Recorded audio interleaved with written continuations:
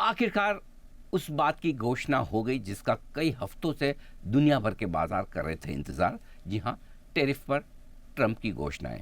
किस देश पर कितना टैरिफ लगेगा, हमारा भी नंबर आया। 27% टैरिफ भारत पर लगेगा। जो कुछ भी सामान भारत से अमेरिका एक्सपोर्ट किए जाते हैं उस पर सीधा सीधा 27% टैरिफ अमेरिका लगाएगा।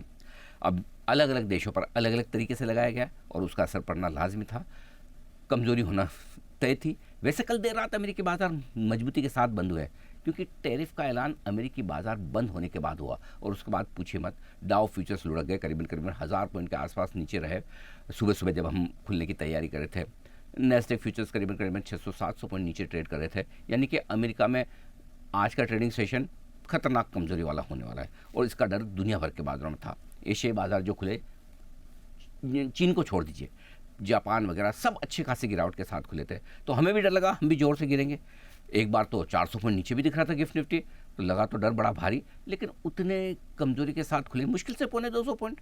और पिछले 2-3 दिनों का जो लो है 23,150 के आसपास का, आज भी लो वही रहा। जहाँ खुले वहाँ थोड़ी देर टाइम पास किया, समय बिताया, धीमे धीमे मजबूत होने की कोशिश की, 23,200 को पार किया, 23,250 तक पहुँचे, 23,300 भी आए, तो 150 पॉइंट की रेंज में फुल टाइम पास होकर आज वीकली एक्सपायरी भी थी, बंद हो गए हम 23,250 के आसपास और हल्का सा नुकसान रहा 82 अंकों का।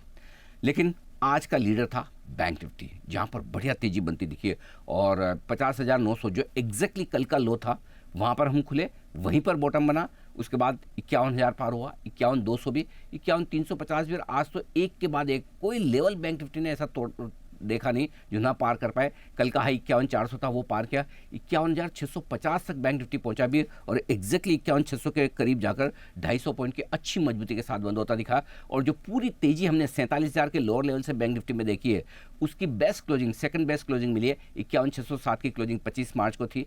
आज भी लगभग उसी के आसपास 10 पॉइंट नीचे बंद हुआ, यानी कि एक बहुत दमदार बेहतरीन क्लोजिंग बैंक निफ्टी ने दिखाई।